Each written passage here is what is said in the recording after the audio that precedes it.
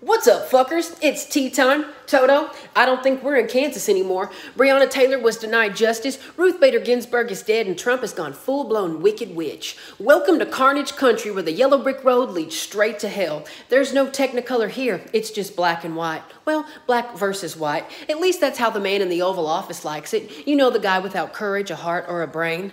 This Trump NATO of a presidency has pulled back the curtain and shown us what fools his followers really are. You know, when you're gay and you come out of the closet, you can't go back in. Same with the racist closet. If Trump loses, what are all you racists going to do when you can't behave this way anymore? You can't backpedal into a time machine.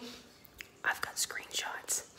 Breonna Taylor was sleeping in her home and she was murdered by police. The only charge was for the bullets that didn't kill her. The grand jury didn't seem to think that her life mattered, and this is exactly why you will continue to hear that Black Lives Matter, because you can't say that all lives matter until this country fucking acts like it. Behavior like this from our judicial system is what causes protests. And then here come the Nazis, the witches monkeys wearing camo, and the warrior wannabes carrying bazookas.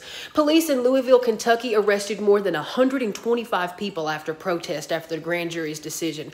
Racism and murder go unpunished, while the people trying to give Breonna Taylor a voice are immediately locked up.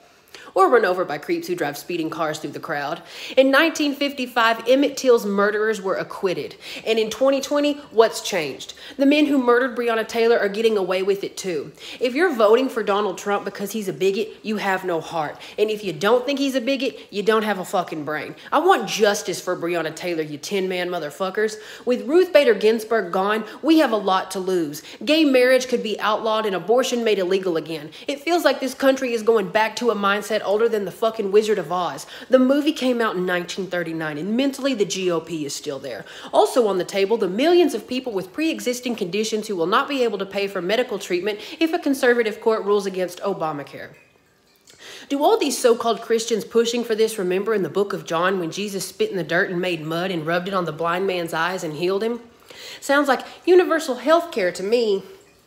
I don't remember hearing about Jesus asking about pre-existing conditions or if his healthcare provider was Blue Cross Blue Shield before he helped him. Here, my child. Now will that be cash or card? We're in a world of hurt right now, y'all. Climate change and COVID-19 continue to be ignored. Women are literally having their uteruses grabbed and removed at ICE detention camps. Too many children are hungry and uneducated while the GOP continues shredding the social safety net and pulling back money for public schools. If you're a woman, a person of color, or a member of the LGBTQ community and you're voting for Trump, are you smart enough to vote? If the Scarecrow in Oz was here, I'm pretty fucking sure he'd be phone banking for Joe Biden. The Wicked Witch of the West Wing is already making plans to stay in the White House even if he loses the election. Since when is that a thing? He's going to refuse to leave the White House peacefully and is already sending a loud message to his flying monkeys on exactly how to behave if it looks like he's going to lose. He'll fight back with legal cases, recounts, delays, and threats, and his followers, they'll just fight the rest of us.